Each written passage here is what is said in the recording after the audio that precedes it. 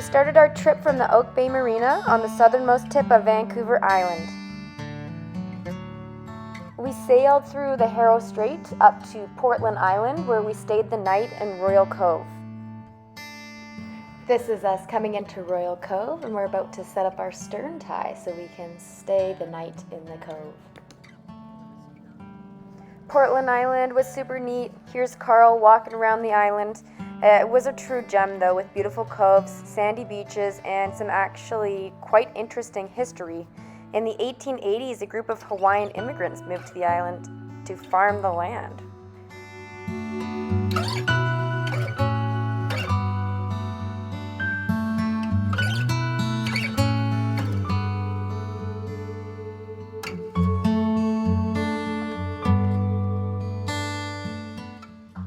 After we spent the night and the morning in Royal Cove at Portland Island, we did set sail off to our next destination, which was Montague Harbor on Galliano Island. Montague Harbor is a beautiful marine provincial park just off of Galliano Island, and there are 35 mooring buoys so you can park your boat for the night.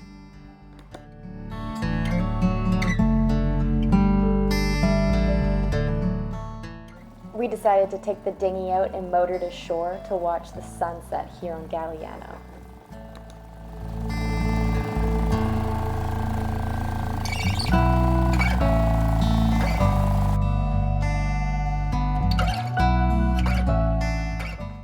In the morning, we set off for our next adventure, which was to sail over to Tumbo Island, which is off the north end of Saturna Island.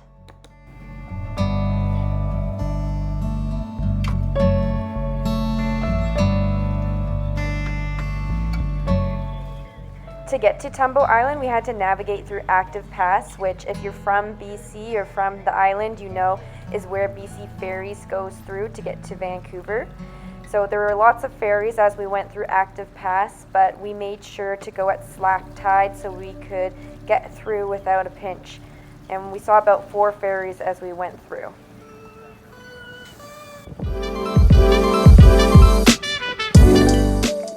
The BC ferries go about 20 knots, which is a lot faster than our 5 knots max with our motor, so the ferries just blow past us. If you look really closely, you can see the fin of an orca there in the video. This was our second time seeing orcas on a sailing trip, which was amazing.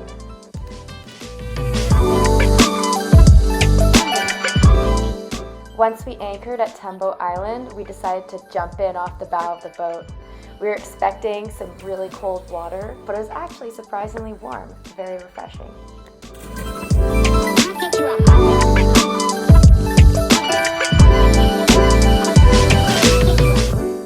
After our swim, we made some dinner, watched the sunset, we even saw little otters swim by, and then we prepared for our night passage. We did some navigation preparation, looking at different bearings that we would see during our night passage, as it would be pitch black while we are boating. The night passage was pretty cool, but also a little bit nerve-wracking as we were going through some big shipping lanes to get to Pender Island and Poets Cove. Here is just before the last light of the day went down and out of sight, and we entered into the darkness of the night. We arrived by 1 a.m. in the morning at Poets Cove. Here we are on the dinghy, boating up to Poets Cove the morning after the night passage. Poets Cove is a beautiful little resort on Pender Island. It's a welcome stop if you've been boating for 4 days and you want to get a shower, jump in the pool, and use the facilities. So I definitely recommend checking it out if you're doing an extended sailing trip in the southern Gulf Islands.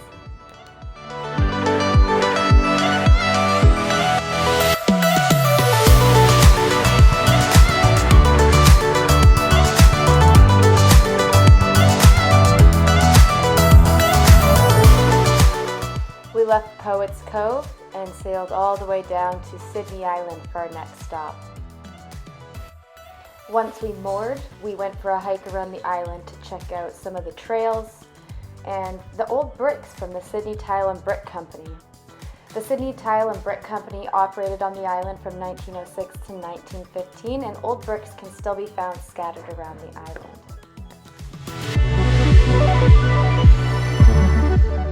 Sydney Island is also known for the really long sand spit, but today the tide was in, so we couldn't make it all that far out. And this was our breakfast on the last morning on the boat before we headed back to the Oak Bay Marina. The last day on the boat turned out to be a great sailing day. We had 25 knots of wind and we were just flying on our way back to the Oak Bay Marina. Sailing in the Southern Gulf Islands is truly amazing. You get to see so many cool places that you wouldn't usually get to see on land. If you've ever thought about learning a new skill and maybe taking a lesson, doing some sailing lessons, I highly recommend you do. You won't regret it.